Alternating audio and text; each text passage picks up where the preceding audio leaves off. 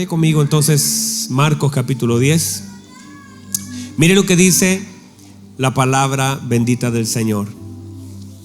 Al salir él para seguir su camino, vino uno corriendo e hincando la rodilla delante de él, le preguntó: Maestro bueno, ¿qué haré para heredar la vida eterna? Jesús le dijo: ¿por qué me llamas bueno?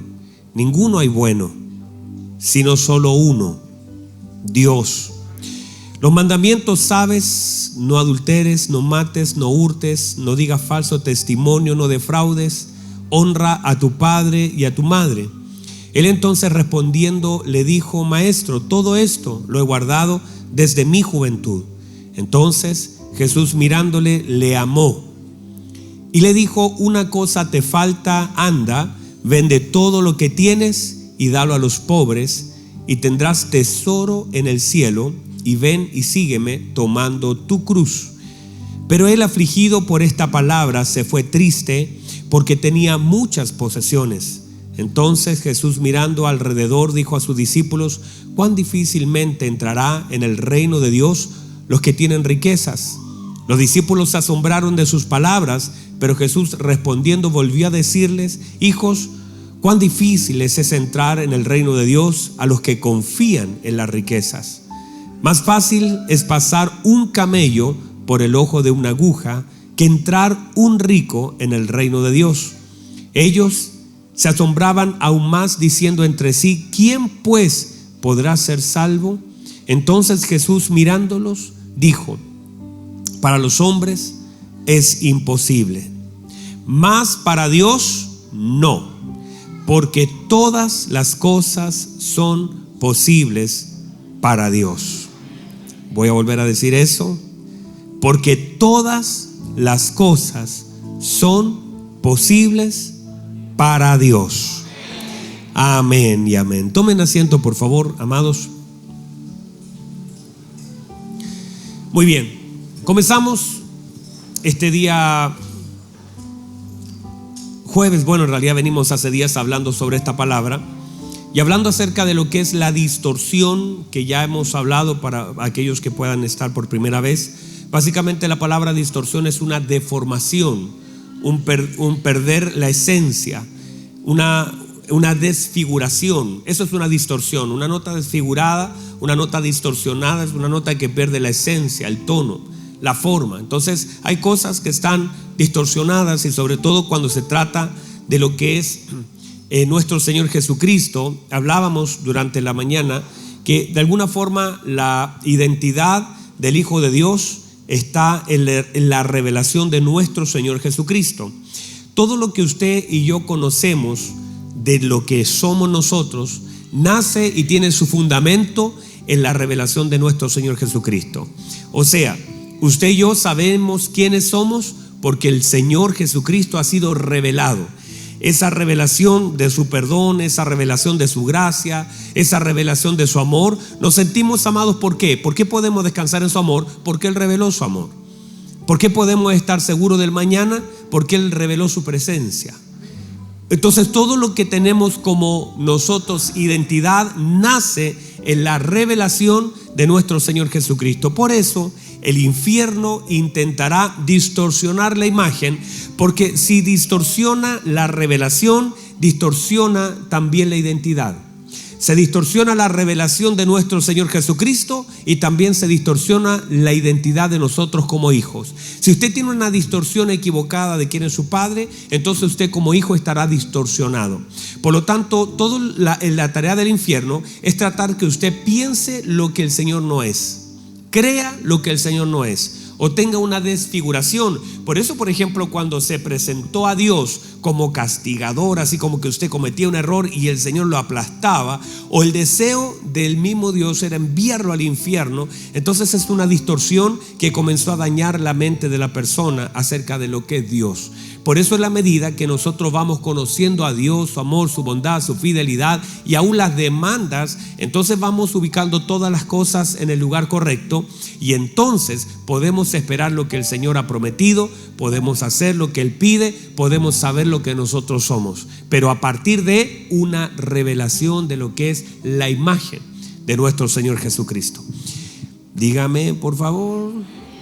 Muy bien, entonces básicamente cuando vemos la vida de este joven, para él era en su mente enfocarse un poquito hacia lo eterno, pero tratar de no condicionar o afectar lo menos posible lo temporal, porque él no lo pasaba mal, él estaba bien, tenía sus posesiones y eran, según la escritura, muchas sus posesiones, así que por lo tanto él no estaba mal, resuelto lo temporal, ahora también quiere resolver lo eterno. De alguna forma en la mente de él era ¿qué debo hacer para ser salvo? Y en sí el Señor lo lleva mucho más que al hacer, lo lleva al ser. El hecho de ser un discípulo del Señor, el hecho de ser hijo del Señor. El problema es que cuando nosotros nos quedamos pegados en el hacer, míreme por favor, en el hacer a veces hay solo un evento, y esto estoy solamente haciendo un pequeño paréntesis de la mañana, es un evento. Uno puede hacer un pastel y no ser un pastelero. Es un evento en la vida. Uno podría arreglar un neumático y no ser un mecánico porque es un evento. Entonces, en la mente del hacer no es lo mismo que la mente del ser. Uno puede ser, por ejemplo, o hacer, por ejemplo, una clase y no ser un maestro. ¿Sí me explico? Pero diferente es cuando yo soy, porque en el yo soy, y es lo que justamente nuestro Señor dijo, yo soy. Y en el soy radica toda la permanencia de lo que hago. Cuando Él dice yo soy, entonces todo lo que vamos a ver continuamente es lo que Él es. Y lo que Él hace nace de lo que Él es continuamente. No es un evento. No es un evento, es una vida. Usted no hace la obra de un hijo de Dios. Usted es un hijo de Dios que hace obras. Para que los hombres al ver vuestras buenas obras, porque es algo constante y permanente. Cuando uno es, por ejemplo, un profesor, todos los días, ¿verdad, Sarita? Todos los días se levanta temprano, prepara su equipamiento, tiene mente de profesor, tiene voz de profesor, tiene pensamiento de profesor, tiene conducta de profesor. O sea, y todas las mañanas él no cierra su libro en la tarde y dice, bueno, mañana seré otra cosa. Aunque a veces dan ganas, ¿verdad? Seré otra cosa, sí, dice. Seré otra cosa, no, porque soy. Y en el soy está la manifestación de lo que hago. Por eso nosotros no somos eventualmente hijos de Dios, somos hijos de Dios. Y debemos vivir como hijos de Dios. Debemos pensar como hijos de Dios. Debemos hablar como hijos de Dios. Debemos comer como hijos de Dios. Y los hijos de Dios comen bien. Debemos oír como hijos de Dios. Debemos cantar como hijos de Dios. Debemos ayudar como hijos de Dios. Debemos oír lo que un hijo de Dios escucha. Debemos hablar lo que un hijo de Dios habla. No sé si hay alguien acá. Debemos comportarnos como un hijo de Dios se comporta. Entonces, ser hijo de Dios no es un evento de un día domingo. El problema es cuando reducimos eso a un domingo y toda la semana no vivimos como hijo de Dios, entonces es un evento, es lo mismo. ¿Qué debo hacer? Hago algo, pero es un evento. En cambio, el Señor le dice, si quieres, puedes venir, pero escuche bien, tienes que seguirme. Porque no vas a poder heredar la vida eterna sin seguirme. No te puedes separar de esto. O sea, no puedes hacer de eso algo que hagas ahora y te olvidas. Por eso cuando el Señor le dice una cosa te falta, no está refiriéndose al vender lo que tenía y al darlo, sino que lo que le falta a él es seguirlo. Porque no es lo que le falta venderlo, porque míreme, vendiéndolo aún así no podría heredar. Si uno piensa que lo que le falta para heredar era vender, entonces solamente vendiéndolo ya todo estaba bien, pero no le alcanza. Por lo tanto, la demanda es sígame. Y en ese seguir iba a encontrar todo, porque no es solamente una respuesta, es una vida. No es algo que yo haga en un evento, es una conducta. Alguien diga amén a eso. El problema de esto es que él quiere saber qué debo hacer, quiero saber. ¿Y por qué él quiere saber? Porque le otorga el título de maestro. Maestro, enséñeme, maestro. Cuando ya tú le dices maestro, ya se sabe lo que vas a pedir. Maestro, O sea, enséñeme. Maestro bueno, enséñeme. Él quiere aprender, quiere conocer, pero no está dispuesto a obedecer. El problema es de la iglesia que sabe mucho y hace poco. Cuando entonces, vamos a hablar un poquito más de eso adelante. Una cosa te falta. El problema es la inconsciencia que tenemos de aquellas cosas que nos faltan. Que a veces en realidad lo que nos falta tiene que ver con lo que nos sobra. A veces lo que nos falta tiene que ver con aquellas cosas que abundan en nosotros. Y que a veces el problema no tiene que ver con la cantidad, con las riquezas. El día jueves apuntábamos a eso. Que no tiene que ver con el dinero. Si el Señor no le hizo la misma demanda a todos. Habiendo mucha gente que tenía mucho dinero que se acercó al Señor, ya sea Nicodemos u otra persona, que eran personas que tenían muchos recursos, pero la demanda no fue igual para todos, porque cada uno tiene sus propias riquezas. Cada uno de nosotros tiene sus propias riquezas, que a veces se vuelven un peso. El problema de la riqueza no es cuando está afuera, cuando está en una cuenta, gloria a Dios por eso. Ahora no dice amén, pero qué bueno que tengamos algunos recursos guardados, pero no en el corazón. Usted lo puede tener aquí, puede saber cuánto tiene, y es bueno que sepa cuánto tiene guardado y reservado. El problema es cuando lo tiene guardado acá, y esto condiciona todo, porque el Señor lo dijo: no pueden servir a dos señores, porque las riquezas se transforman en un señor al cual obedecemos, cuidamos, atendemos y nos desgastamos por ese señor. Y hay personas que se desgastan por ese señor más de lo que se desgastan por el verdadero Señor.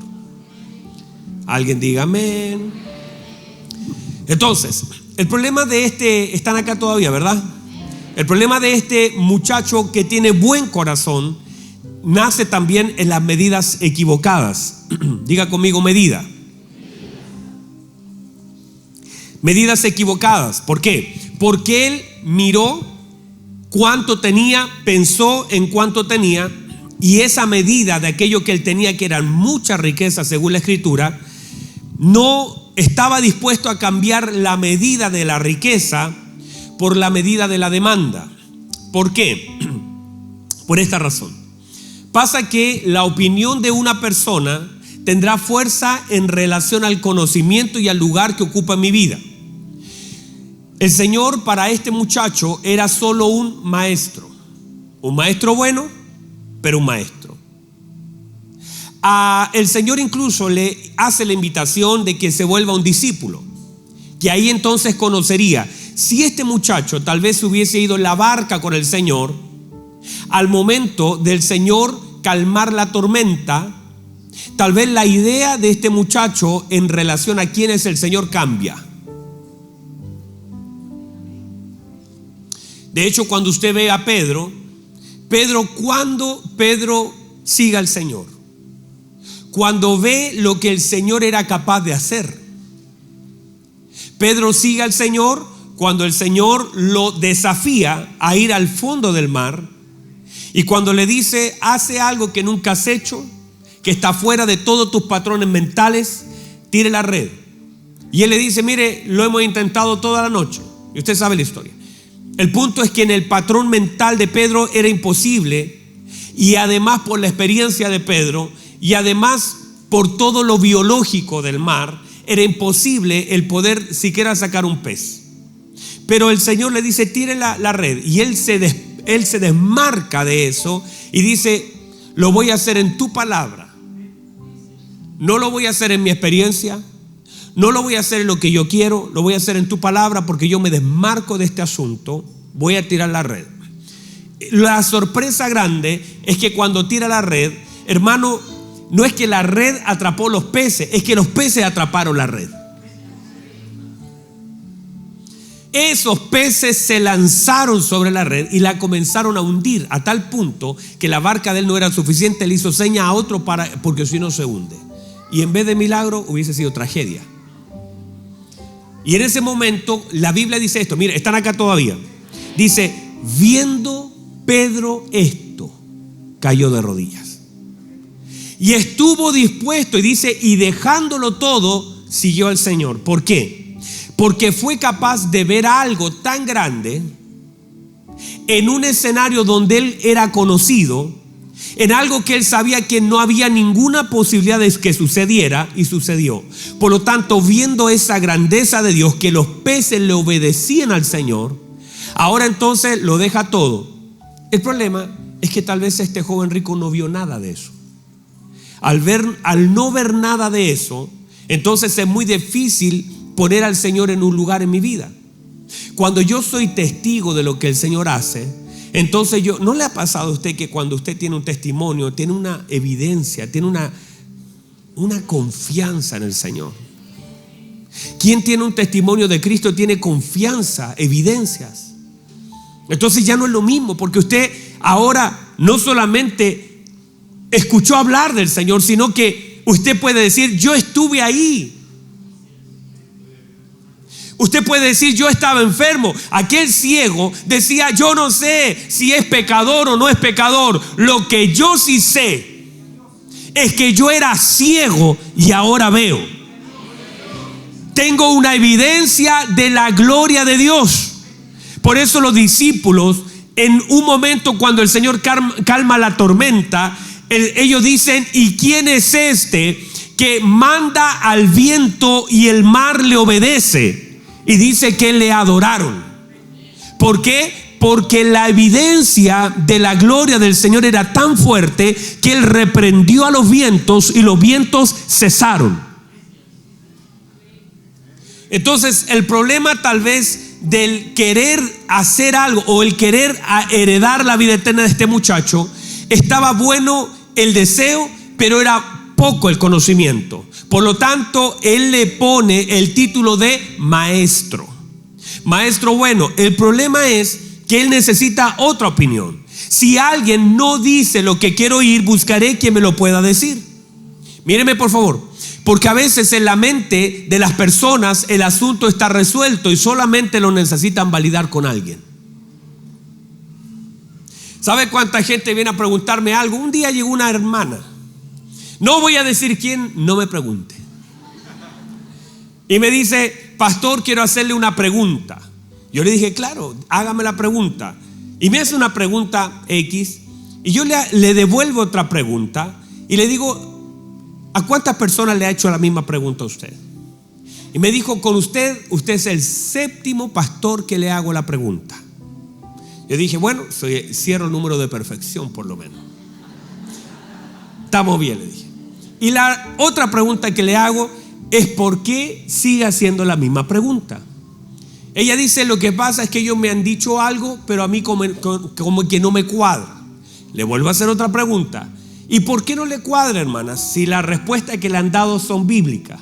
Entonces lo que yo descubrí de la hermana es que la hermana estaba buscando a alguien que pueda avalar lo que ella quería hacer. El problema es que mucha gente, a veces con el testimonio de otro, y a veces es impresionante hasta la iglesia, y dicen: pero ¿cómo David? Y tratan de avalar una conducta con el testimonio de alguien más. O están acá todavía, ¿verdad? O buscan un consejo que les acomode a lo que ellos quieren hacer. El tema es que lo que él está pidiendo a este hombre, porque escúcheme bien, quien se lo está diciendo es el propio Señor Jesucristo. Le está diciendo no como una alternativa, ni tampoco es una opción de lo que él podía hacer. Le está diciendo, es una orden directa. Le dice: vende lo que tienes. Y aún le dice lo que tiene que hacer: y déselo a los pobres. Ni siquiera le dice: tráigamelo a mí, que podrían decir: oiga, pero algo raro hay acá. No, déselo a los pobres. No es un tema que me lo traiga, déselo a los pobres. Y ahora, no solamente eso, sígame y tome su cruz cada día. Y eso era. O sea, recibió la respuesta que él buscaba, solo que él no quería hacerla porque era muy grande. Aunque su deseo de la vida eterna era grande, su amor por sus riquezas era mayor. Diga conmigo: Señor. Están un poquito tristes también. Diga conmigo: señorío. El problema de este joven es que mantiene como maestro, pero no lo tiene como Señor. El problema de la iglesia puede ser lo mismo. Y yo le pido que usted, por favor, mientras yo esté hablando, vaya como examinando quién es el Señor para usted. Jesucristo podría ser un buen maestro. Mire que toda la gente, mire, hasta la ciencia lo reconoce, los historiadores lo reconocen. No es un asunto de nosotros, no es que solamente la iglesia, es que históricamente Jesús, míreme, históricamente Jesús existió. Lo voy a volver a decir. Todos los libros históricos y los autores, Plinio, Josefo y todos los autores, incluso romanos, hablan de la existencia de nuestro Señor Jesucristo. O sea, es innegable la historia partida en dos, antes de Cristo, después de Cristo. Ya le muestra a toda la gente que Jesús existió. O sea, eso no es cuestión. Él existió. Y después, no solamente eso, sino que también libros históricos, no la Biblia, históricos, hablan acerca de lo que Él hizo. Y aunque Roma trató de borrar todo lo que Él hizo, eso es historia. Usted pregúntele a un ateo que sea historiador y le va a hablar de Jesús porque Él existió. Entonces, y lo toman como un buen maestro, un enseñador, un filósofo, y lo comparan a veces a Mahoma, a otros, a Sócrates, a filósofos, qué sé yo. O sea, lo ubican en algún lugar. ¿Estamos ahí? O sea, si usted le pregunta a cualquier ateo que haya estudiado algo, no puede negar la existencia de Jesús. Puede negar un ateo la existencia de Dios, pero no puede negar la existencia de Jesús. Ahora, el problema es que nosotros como iglesia tendríamos que estar mucho más que eso. No solamente saber que existió, sino que ahora nosotros que ya conocemos su existencia y su obra, no solamente allá afuera, sino que aquí adentro debe haber un testimonio. Ahora, conociendo la existencia, conociendo la obra, conociendo su poder, conociendo su autoridad, la pregunta es: ¿quién es Jesús para usted? Y si nosotros vamos a la Biblia, porque hay gente que lo que busca en la Biblia es una respuesta a lo que necesita, pero no busca obedecer lo que Dios manda, sino que quiere saber lo que Dios dice. El problema de esto es grave, porque cuando hay una iglesia que le canta al Señor, una iglesia que le ora al Señor, una iglesia que le ofrenda al Señor, una iglesia que sirve al Señor, pero a veces con todo eso hay una iglesia que no obedece al Señor. Porque una cosa tiene que ver con lo que es para mí el Señor, y otra cosa tiene que ver con el señorío de Cristo en la iglesia. El señorío de Cristo es mucho más que nosotros nos juntemos a cantar canciones. Usted podría cantar todo el día canciones. Es más, usted podría vivir todos los días. Usted, por ejemplo, puede vivir con alguien que no lo reconoce como papá. Hay personas, por ejemplo, que viven, yo he estado en consejería y con mi esposa tal vez hemos estado en consejería donde el papá dice: oye, mire, yo le doy todo, le pago su estudio, le doy comida, le compro zapatos, pero no me obedece. Me he desvelado por las noches, lo llevo a pasear, le doy amor, le tiene una linda pieza, le doy una rica comida, pero no me hace caso. El problema, eso es lo que pasa en la iglesia. La iglesia puede disfrutar de todo lo que el Padre le otorga solo por ser hijo, pero aunque le otorga la vida, te otorga el alimento, por gracia te hizo promesas, nos ha dado el Espíritu Santo, nos ha llenado de todo gozo, toda paz, y aún así con todo lo que tenemos no lo obedecemos. Se acabaron los amenes, se terminaron, y usted dice: ¿para qué vine a este? Me hubiera venido al otro. Habiendo tanto, vino a este. El problema de la distorsión es justamente mirar solamente al Señor como un buen maestro, en algunos casos como una buena alternativa, y en muchos casos como nuestro Salvador, pero no como nuestro Señor. Hasta que eso no cambie, el señorío de Cristo está, pero a veces lo rechazamos y lo resistimos. Mateo capítulo 16, Mateo, lo digo bien así Mateo porque a veces me ha salido Mateos, y es Mateo. Mateo capítulo 16, aparece un versículo, bueno, todo lo que usted ya hemos leído desde el 13 en adelante, pero el versículo 16 dice: Simón, tú eres el Cristo, el Hijo del Dios viviente. Hasta ahí, míreme, están acá todavía, ¿verdad? Ustedes lo encuentro más apagaditos, que en la mañana estaban ardiendo en fuego, hermano. ¿Cierto, hermano? Ustedes. Hasta ahí todo bien. Míreme, sucede que Pedro, la gente está hablando del Señor. El Señor hace la pregunta: ¿quién dice la gente que es el Hijo del Hombre? Y algunos dicen Juan el Bautista, otros los profetas. Y yo voy a tratar al Señor según el concepto que el Señor sea como para mí. Y entonces luego dice Pedro: tú eres el Cristo, el Hijo del Dios viviente. Y es ahí donde el Señor dice: esto no te lo reveló ni carne ni sangre. O sea, saber que Jesús es el Hijo de Dios es una cosa, por revelación. Pero luego de eso, usted va a leer un poquito más abajo, porque una cosa gloriosa es que Jesús es el Hijo de Dios. A ese momento, eso significaba una cosa gloriosa para una mente judía. Era el libertador, era el ungido. Tremendo.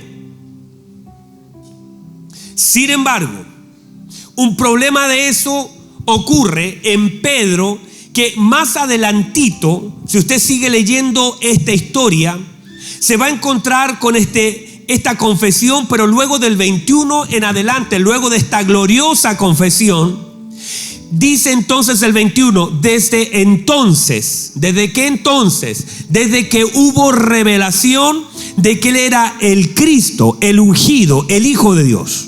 Desde entonces comenzó Jesús a declarar a sus discípulos que le era necesario ir a Jerusalén y padecer mucho. ¿Cuánto padecer? De los ancianos, de los principales sacerdotes y de los escribas, y ser muerto y resucitar al tercer día. Entonces, versículo 22, Pedro, tomándolo aparte, comenzó a reconvenirle, o sea, a aconsejarle, diciendo, mire, empieza a aconsejarle diciendo: Señor, ten compasión de ti, en ninguna manera eso te acontezca. Pero él, volviéndose, dijo a Pedro: quítate delante de mí, Satanás. Santo Dios, ¿verdad? Está fuerte. Me eres tropiezo, porque no pones la mira en las cosas de Dios, sino en la de los hombres. Entonces Jesús dijo a sus discípulos: si alguno quiere venir en pos de mí, niéguese a sí mismo y tome su cruz y sígame, porque todo el que quiera salvar su vida la perderá, y todo el que pierda su vida por causa de mí la hallará. Porque ¿de qué aprovecha el hombre si ganare todo el mundo y perdiere su alma? ¿O qué recompensa dará el hombre por su alma? Porque el Hijo del Hombre vendrá en la gloria de su Padre con sus ángeles, y entonces pagará a cada uno conforme a sus obras. Bueno, esto lo leí extendido para que usted pueda recibir la palabra. Note, por favor, una cosa tiene que ver con lo que Pedro ahora por revelación sabe de quién es Cristo, y luego inclusive es capaz de decirle Señor con S mayúscula, autoridad, supremo, gobernante. Pero aún así, lo que él está haciendo es reconvenir al Señor, aconsejándolo. ¿Cómo vas a aconsejar al Señor. Si el Señor a partir de ese momento dice que le es necesario morir, que le es necesario padecer mucho, que ahora afirma su rostro a Jerusalén, y Él dice es necesario que el Hijo vaya, muera de su vida. Y ahora viene uno que reconoce que es Jesús el ungido, pero no es capaz de someterse, no es capaz de aceptarlo, sino que ahora comienza a aconsejarlo para que eso no ocurra. O sea, si uno entiende señorío, uno no cuestiona a Dios, uno no aconseja a Dios, uno obedece lo que Dios dice y acepta lo que Él hace. Una persona que reconoce a Dios puede padecer, pero sabe que Dios conoce lo que yo vivo, y uno lo que hace es aceptar la soberanía de Dios. Es decir, sus planes son más altos que los míos, sus pensamientos son más altos que los míos. Yo no sé si hay alguien acá, pero entender soberanía es aceptar el señorío de Cristo. Yo estaba en pecados, en maldad, estaba bajo el gobierno del mismo infierno, y entonces todo me parecía mal. Una vez entré por gracia a la presencia de Dios, una vez Él me tomó por hijo. Ahora, siendo hijo, entiendo por una cosa de naturaleza que los planes del Señor son más grandes que mis planes, que el propósito de Dios está sobre mi vida, que Él guía mi camino, y mi tarea es conocer su palabra, pero no como un asunto de llenar espacios en mi mente, sino como un entendimiento para obedecer. En la medida que entonces yo obedezco, estoy bajo el señorío, porque Él dijo que aquel que le ama guarda su palabra, y que Él va a comparar a un hombre que está sentado sobre la roca, a un hombre que hace su palabra. No solo aquel que la oye, sino aquel que la hace. Hay una gran diferencia entre aquellos que oyen la palabra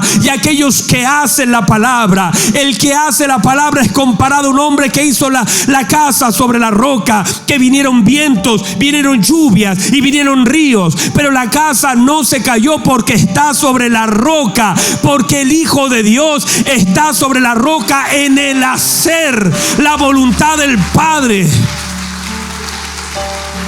Vamos, reciba eso. El problema de la iglesia entonces radica en siempre reconvenir al Señor, en querer que el Señor haga lo que yo quiero y en yo aceptar a media lo que Él dice. El problema de eso es grave.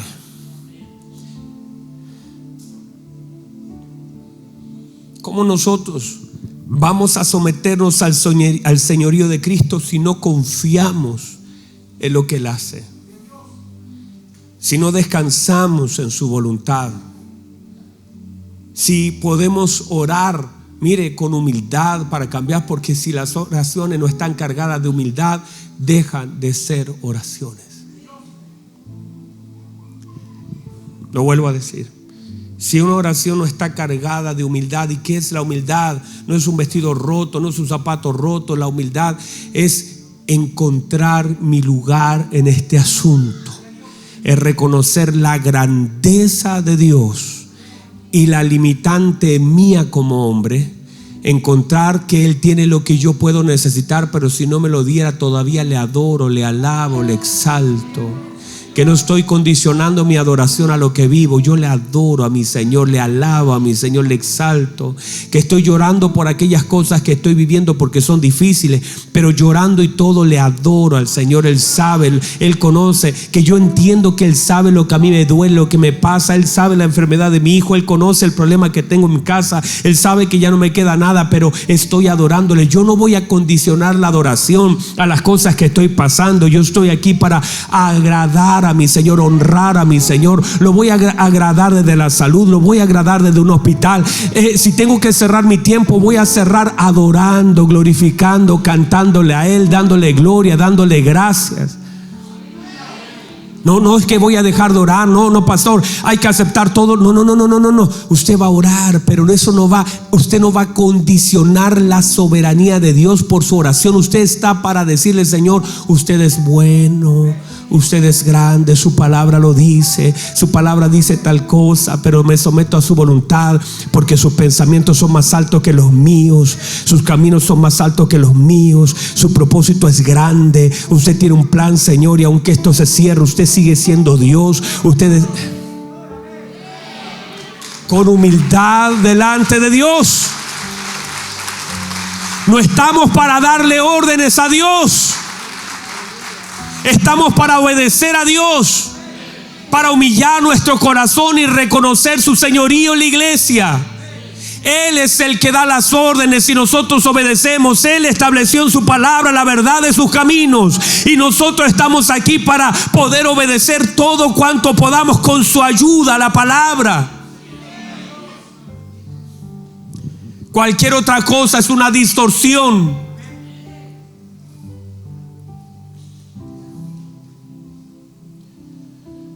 El Señor hace demandas todavía que son firmes para usted y para mí. Negarnos a nosotros mismos, tomar su cruz y seguirle, siguen siendo demandas vigentes. Esto no era solo para Pedro ni para Juan. Esto es para la iglesia. Negarnos a nosotros mismos, y a veces hay que agachar la cabeza y revisar nuestros deseos, lo que queremos, lo que deseamos, nuestras pasiones, y decir: esto solo nace de mi deseo equivocado, de los rastros que quedan de todavía parte de la carne. Pero tengo que revisar y tengo que negarme a mí mismo. A veces negarme cuando tenga la razón, negarme en amor de otros, negar mi tiempo en amor de otros. Pedir perdón cuando yo no tuve la responsabilidad ni la culpa, pero aún así perdonar al agresor, porque tengo que negarme a mí mismo. Y luego de eso también tomar la cruz. Y eso es todos los días. Usted no la toma una vez al año, todos los días. Tomar la cruz, cargar el peso de lo que significa seguir a Cristo. Seguir a Cristo no es un asunto, mi querido hermano, de venir un día domingo a la iglesia para cantar 2 o 3 canciones o entregar una ofrenda porque hay necesidades en la iglesia. Eso no es el evangelio. Eso no es el evangelio de nuestro Señor Jesucristo. El sentarnos en un lugar, el acomodarnos o servir inclusive, ese no es el evangelio. El evangelio todavía demanda que las personas se nieguen a sí mismos, que las personas obedezcan su palabra, que nosotros honremos a Dios, que seamos capaces de seguirle, de obedecerle, que quebrantemos nuestro corazón y nuestra voluntad, que seamos capaces de decir: es verdad, esto es lo que yo deseo, como me gustaría vengarme porque todavía ese sentimiento está aquí, pero voy a soltar la venganza a los pies de Cristo, voy a llorar a los pies de Cristo, y a pesar de la injusticia que han hecho en mi contra, voy a confiar en la justicia de Dios, en el consuelo de Dios, en la mano de Dios.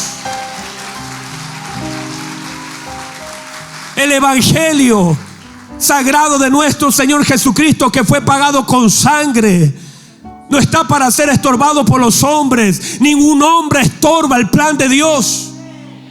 Lo que Él dijo se cumplirá. Nuestra tarea es conocerlo, amarlo, entenderlo, tratar de hacer su voluntad en la medida que todo lo que sea posible, negarnos, llorar si es necesario. Si tenemos que secarnos las lágrimas y avanzar. Si tenemos que soltar algo, soltamos lo que tengamos que soltar. Si tenemos que pedir perdón, pidamos perdón. Pero el evangelio de Jesucristo es la obra gloriosa de Él en el Calvario, que nos abrió un camino para que nosotros podamos entrar. Y ahora la tarea es anunciarle a otro lo que el Señor hizo por mí, lo que hizo por usted. Ahora la tarea es no callar la grandeza de nuestro Señor, hacer su voluntad, cumplir su propósito. Vamos, reciba eso.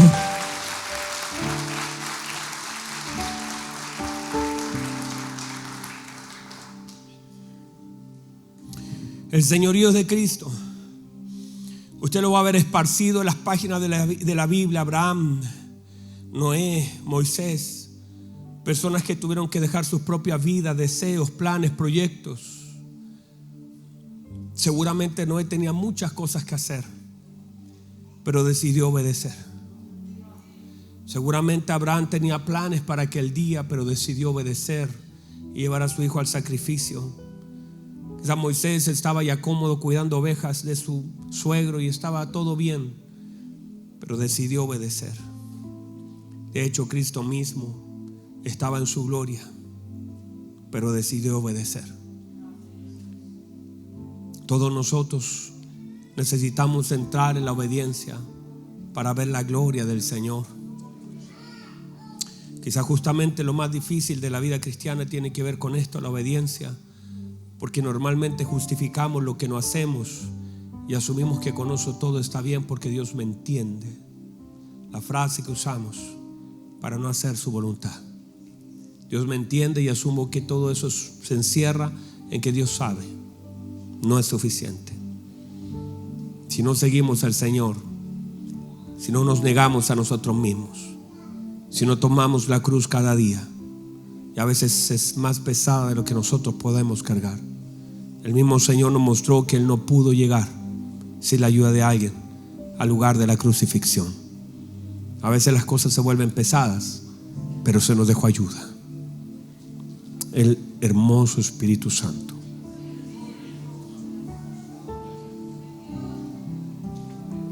El hermoso Espíritu Santo, que nos fortalece, nos ayuda, nos dirige, nos conforta en medio de todas las debilidades que Dios sabe que tenemos.